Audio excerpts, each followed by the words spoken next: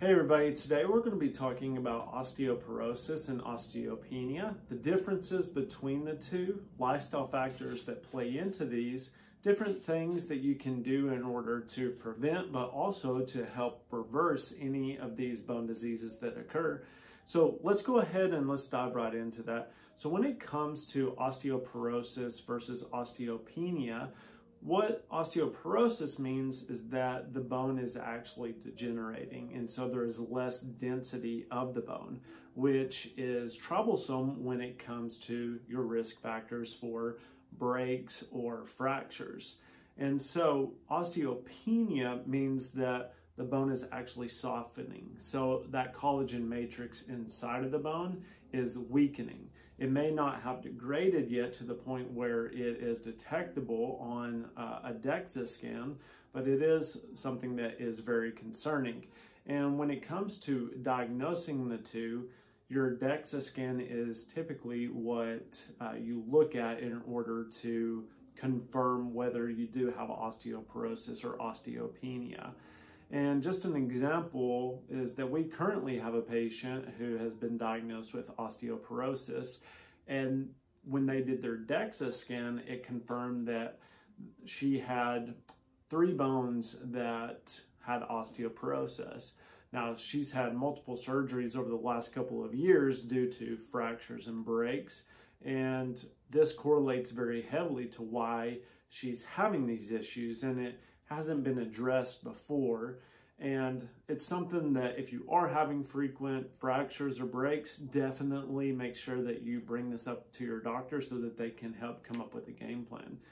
Now with that, the medical model, really all they did was give her a calcium supplement, which isn't necessarily the best treatment. It's not something I would do for my mother. If it was my mother, I would definitely do a more proactive treatment, do multiple things in order to regenerate that bone faster. And that's exactly what we're doing for this patient. So I'm going to be talking about what we can do to help regenerate the bone and to improve that bone density and health. But when it comes to lifestyle factors, those are the most important factors that we need to address when it comes to bone health. So obviously smoking and drinking are 2 of the biggest factors when it comes to osteoporosis and osteopenia, and those need to be addressed in the forefront. And I tell everybody, smoking is a non-negotiable when we're doing treatment, whether it's for neuropathy or some of these metabolic issues that we see very commonly today. But drinking, I tell everybody, it's not that you can't ever have a drink again, but we definitely have to decrease that while we're going through the healing process. And, you know, you have different social events and things that maybe you do have a cocktail or something. I typically tell people to try to avoid it as much as possible because it's not very good for your longevity as well. But I understand that everybody has different philosophies. Another couple of factors that come into bone health are caffeine consumption. So if you're drinking copious amounts of coffee or energy drinks or tea, those can affect your bone health as well.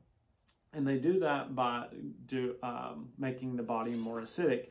If you haven't seen my video about osteoarthritis or how arthritis occurs, go back and watch that video where I talk to you about those are not just something that happened. There is an underlying root cause why you're developing osteoarthritis, rheumatoid arthritis, or psoriatic arthritis, and there is a metabolic event that is happening in your body that needs to be addressed, and caffeine can play into that. So go check out that video where I dive into that.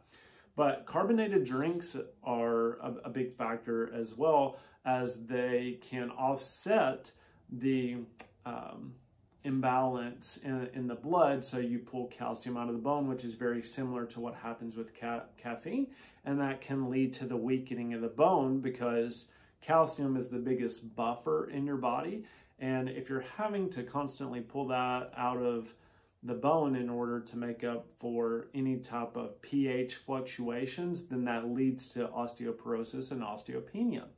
So if you're drinking a lot of carbonated beverages, especially if they're sugary, then you need to cut those out while the bones are healing. So when we talk about those lifestyle factors, they are smoking is a non-negotiable, you have to quit. Then alcohol consumption, you have to quit while you're healing. Carbonated beverages and caffeine, those are things that need to be addressed by your doctor if they're not, because otherwise you're just going to be fighting an uphill battle. The next step would be to make sure that you have a balanced diet.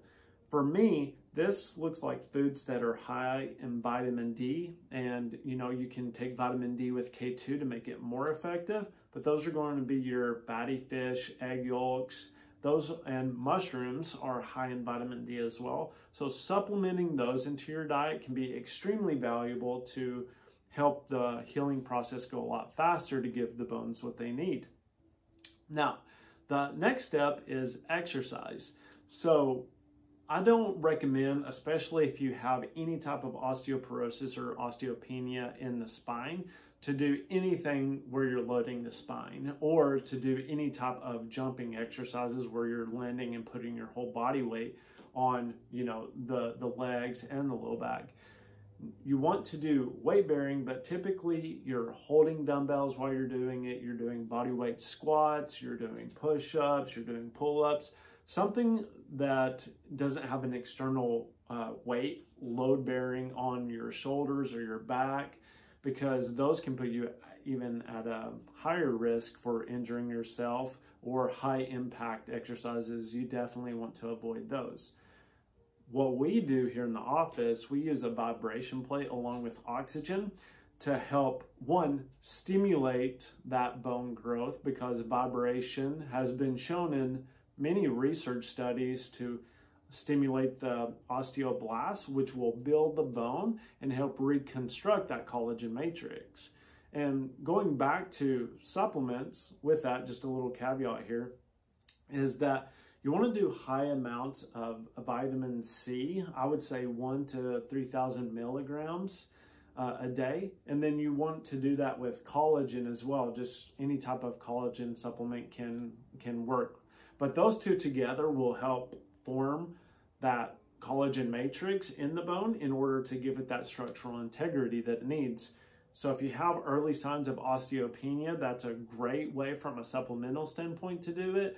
But also if you're talking about reversing it, and you can work with your healthcare practitioner to come up with an appropriate dosage to help with the reversal of the osteoporosis. But the vibration therapy is great because, like I said, there's a lot of research that comes out about it. With our patient here, we're pairing that with oxygen so that it's making her body less acidic. It's, expediting that healing process. What we have found is that our patients who do oxygen therapy along with their other treatments, such as, nutritional interventions or therapeutic nutritional supplementation, they do a lot better, and that can help expedite their expected time frame by 200 to 300%. So they're getting better a lot faster as they're doing the oxygen and vibration therapy.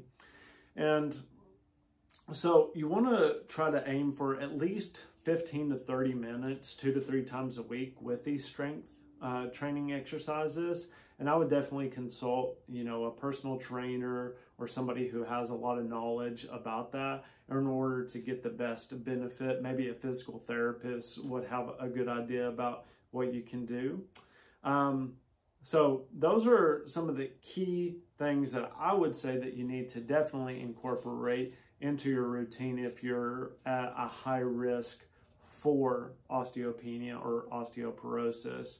And just an example of a treatment that we do here for somebody with that is that we're seeing them twice a week doing oxygen therapy, doing 20 minutes of vibration each session, making sure that they're doing appropriate exercises. They're not doing anything load bearing on the back or the spine or the legs. They're not doing any high impact exercises that could potentially cause a fracture or a break.